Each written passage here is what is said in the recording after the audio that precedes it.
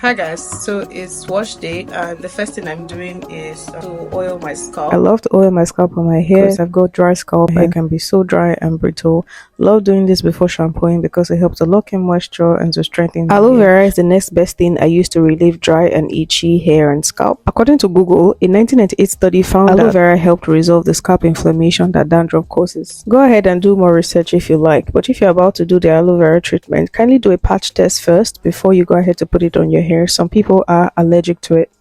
Heat is a must for any kind of deep conditioning that I'm doing. I'm going to leave this on my hair for at least 30 minutes before I go ahead to rinse it out. The last step of my wash day is to apply a leave-in conditioner, a hair serum, and a heat protectant to my hair before I proceed to style the hair.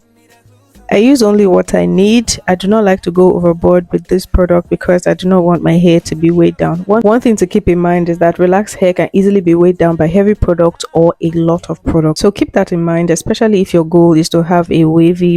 Our hearts beat to the city streets. We began to feel the fire. We rise like tall buildings as the chemicals, they take us higher. The night's young and it's just begun as she puts her hand in mine. We wanna chase the night.